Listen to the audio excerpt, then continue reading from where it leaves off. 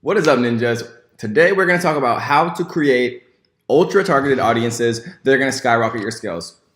One of the epiphanies that I had as I became better and better at Facebook advertising was those who target best win. It's very simple. You can have the best product in the entire world, but if you show it to the wrong people, or more importantly, you don't show it to the right people, they won't buy it. And it's really as simple as that. So in this module, we are going to talk about how to create laser targeted audience that do one thing and one thing alone, which is drive more sales, get you more profit, and more importantly, get you lifetime customers, because those are the ones who are the most kind of beneficial for your overall company. So how we do this, guys, is we define our audience. And a lot of other people and teachers and gurus and Facebook advertising experts and advertising experts in general create all of these avatars describing your customer down to the actual like age and location. Like, her name's Susan and she lives in Ohio and she has 3 kids, and that's one way of doing it for sure. But it's not the way that I do it. And the way that I do it is much more kind of efficient and new age and kind of a fitting to this era. Because we have so much data available to us, we don't have to, try to create these like so-called avatars of our perfect customer, because that inherently has a lot of guessing. You have to actually guess about their age, guess about their gender, things like that, when all of the data is there, and you just have to know how to look for it to then define your audience. Targeting and audience creation, guys, is just where the profitable advertisers set themselves apart. Again, remember, Facebook advertising is as much of an art as it is a science. And so this module is going to be a lot more about how to kind of unlock that art of defining your perfect audience, understanding what tools are available to you to find your perfect audience, where to find the data, how to make sense of the data, how to apply the data. And I'm going to show you exactly how to do that. And,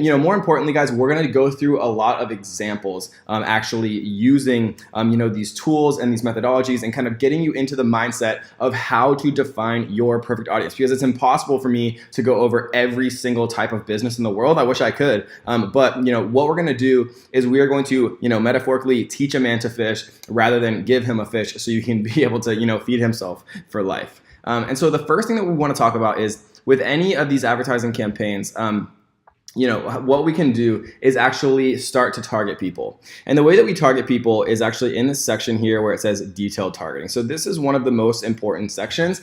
This is one of the sections, where you're going to be split testing based on a variety of different interests that people are interested in. This is where you're going to be split testing on demographical information. This is where you're going to be split testing on behavioral information. So we see right here, add demographics, interests, or behaviors. And again, some of this information I would argue is also demographical behavior, age, gender, language, and things like that. But this is one of the most important sections of all of Facebook advertising. And so we're going to go through it right now, and we're going to talk about some of the most important things and kind of how to look through this section for yourself and start to get your wheels turning and the cogs moving as to how you can actually apply these detailed targeters to your own business. So let's say, just for the sake of example, that we wanted to target someone who was selling maybe like a high-end kind of exercise bike for somebody who wanted to lose weight. So how would we do that? How would we kind of put ourselves in that mentality, and how would we really start to target them? And we're going to talk more about really how to hone in on this later in this module on using audience insights and using like the page likes and Google Trends and things like that. But let's just use a bit of logic kind of just to get ourselves in the mentality of how this works, right? Because what detailed targeting is, at the end of the day, is how you're telling Facebook who to show your ad to. So if I'm selling like a high-end exercise bike, who is my, just logically, who is my perfect target customer? It's probably somebody, and by high end, I mean like an expensive exercise bike, like a premium one, right? And so I'd probably be targeting people who are, in a larger income range, like a higher income bracket. I would probably be targeting people who are had shown some type of interest in weight loss, for example. And then there's other ways to target people who are a little bit more affluent, right? Like if they have premium credit cards, for example, or if they're above average spenders on credit cards and things like that. And so what I want to do with this example is kind of illustrate, a demographic, an interest, and a behavior that we can target, right? So what does an interest actually mean? Literally what it means from a detailed targeting perspective on Facebook is somebody has shown interest in a Facebook page. And so like if I was going to target people who wanted a high, a premium exercise bike, then I'd probably want to target people who are interested in weight loss. And how do I know that somebody is interested in weight loss or fitness, right? Let's think of some things. Like the first thing that comes to my mind randomly is just like Slim Fast, right? So Slim Fast, the drink, and what this means is people who have expressed an interest in or liked pages related to Slim Fast. So we can do this one. We could do, personal trainer. We could choose like one of the most popular personal trainer here. We see an interest here being Chris Powell, who is apparently a popular personal trainer. And something that's important to note here is the difference between fact-based and algorithmically based. And so, like, for example, people can go and actually like this person's page. Chris Powell has an actual Facebook page, and he's a personal trainer, right? So if we went to Facebook and we actually typed in Chris Powell, then his page would come up, right? So here he is. He is, obviously a very popular personal trainer, has 1 million likes, and things like that. So he's a real person. If I wanted to like him, I'd have to go to his page and I'd have to actually literally click the like button on his page, right? And so this is fact-based. Someone actually went out of their way to go click this button. What is algorithmically based is personal trainer, right? There is no Facebook page called personal trainer that someone actually goes out and likes. Facebook is making an algorithmic assumption here that someone's interested in personal training based on their browsing history. So it's a very, very important distinction to make, because I never use algorithmically based interests. So you don't want Facebook to make assumptions. You want fact-based. Someone literally has to go to Chris Powell's page and like his page. That means that they are interested for a fact in Chris Powell, the personal trainer. Personal trainer, right? If it's very generic, if it's general like this, it says people who have expressed an interest in personal training, right? Don't let Facebook make those assumptions for you. Choose the ones that are fact-based, right? People who are actually, like Bob Harper is a personal trainer. Sally Matterson, again, here's a good one, certified personal trainer. Oh, this is an employer's. Jillian Michaels, this is one that's fact. People actually have to go like her page. Here's another couple other examples. Again, this is probably the best example for an algorithmically based. So I like to do actually fact-based interests. So we're going to choose just those two. So this means that I'm now only going to show my ad to people who have expressed a fact-based interest in the Slim Fast Facebook page and the Chris Powell Facebook page, fact-based interest, right? And then if I wanted to target somebody who, had a demographic, maybe a little bit higher of an income, then I can just type in income here and it's going to show me some. So if I want to target people who are, have a little bit more money, people who have an income over 500 grand, right? And you can target people who have, lower incomes, medium incomes, or however you want to determine that, right here.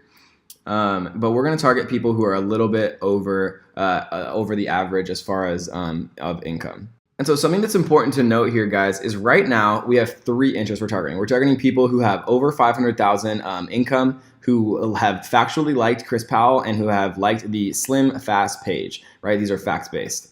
I'll show you another algorithmic base just so you guys have like an idea. So if we type in like health, right? So we see like right here, health and beauty as an interest. There is no Facebook page that is health and beauty, right? This is an algorithmically based assumption that people like health and beauty based on their browsing activity. But if we like, for example, health, the magazine itself, right? So if people actually have to go to the magazine and click like on the Facebook page, then that is a fact-based. And so we like to stick with fact. But just something that I want to talk about really quickly, include people who match at least one of the following. So this is really important, right? So right now we're targeting people that have over 500,000 income, or like Chris Powell, or like Slim Fast. But if we wanted to be much more specific, right? So we see that our reach, here, let's put him back, Chris Powell. So we see with these 3, our reach is 1.6 million people, right? This is the total number of people who either have over 500,000, or like Chris Powell, or like Slim Fast, right? But if we take these out and we want to make a much more refined audience. Instead of having them or, we can do and, right? So what we can do is we can narrow audience. So this says include people who match at least one of the following and must also match at least one of the following. So now if we put Chris Powell, it went from 1.6 million to 1,400, right? So only 1,400 people like Chris Powell and also earn over 500 grand, right? So this is this is an incredibly smaller audience, like literally, 0.1% or whatever it is. So obviously his audience doesn't generally have in this income bracket. And so if we put in, Slim Fast here, now it stays at 1,600. But if we take out 500,000, right, it jumps up to 650,000 people who like Chris Powell or Slim Fast.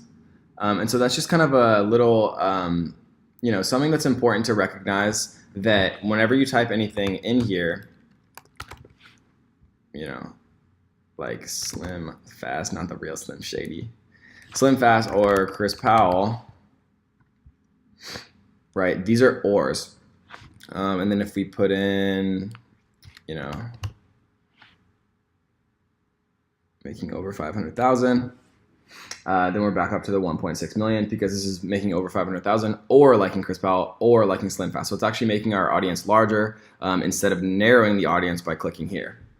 And so that is kind of an example of, an interest right here. This is an example of demographics, right? Earning over 500,000. But what if we wanted to find like an actual behavior, right? So if we type in credit card here, we can see some interesting stuff. So we can see that we can actually see behaviors here. We can target people who have high-end department store cards. We can target people who are active credit card users. We can target people who have premium credit cards, right? These are amazing ways to really target people based on their actual behaviors to be able to kind of hone in even closer on what we want our target audience to be. So for our example, we're targeting people who are affluent, right? Who are interested in weight loss and who are likely to purchase our high-end bike. So if we type in purchase here, we can actually see purchase behaviors as well. People like look at how detailed this is. People who have purchase behaviors who like food and drinks, sweets and snacks, and chocolate candy. You can literally target people that are that. You can target people that fine-tuned. You can target people who like alcoholic beverage. People who like who are impulse purchasers, which is a great one for e-commerce. But we might want to target somebody who is an active credit card spender, for example, and maybe we want to target them here. We're just going to do active credit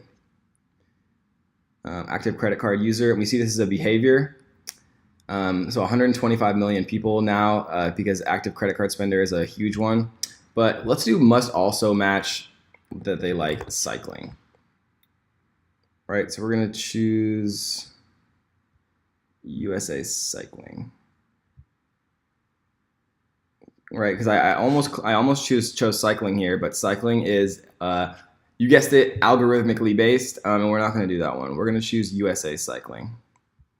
So that brings it all the way from 125 million down to 52,000 people. So now we're targeting people who are affluent in a higher income bracket, are interested in personal trainers and Slim Fast, obviously meaning that they are interested in losing weight. They're an active credit card user, meaning that they're comfortable using their credit card, buying things on the internet, because we're going to be selling these high-end premium cycling kits on the internet, and who also likes USA Cycling. And so we can even narrow this down even a bit further, and we can put, what's a good bicycle brand? We can do Trek Bicycle Corporation. So now it's people who like Trek Bicycle Corporation, USA Cycling, are interested in Slim Fast and Chris Powell, have over 500,000 in income, and are active credit card users, right? And so this is just kind of a general introduction, guys. We're gonna go much deeper into targeting, specific things like, how to target if you're a real estate agent, how to target if you, own a small business, how to target if you own a bar or a restaurant, how to go into very specific details of how you can use these detailed targeters. I just want to use this kind of this first video to get you kind of introduced to how it works, where you're going to be spending most of your time here in the detailed targeting section. And we're going to go into some, amazing little hacks that I've figured out over the years and through, millions and millions of dollars of spend, kind of to what works, what doesn't, kind of where to focus your time, where not to, why it's more important to focus on fact-based interest rather than algorithmic, a lot of just different things that I've kind of figured out over the years. And so that is kind of your general introduction to the detailed targeting section, guys. And remember, we can actually, combine this thousands or at least hundreds or thousands of different demographics, interests, and behaviors from Facebook, but they also have, third-party partners. They partner with people to bring data in on income, on, all different types of information where you might be thinking, how does Facebook know how much money I make, right? But Facebook buys data from third-party data providers like credit bureaus and things like that, where they literally can aggregate just an unimaginable amount of data about people, but which is good for us because it allows us to target, our perfect customers. It's a little creepy, but it is what it is. And so I hope you enjoyed that one, guys.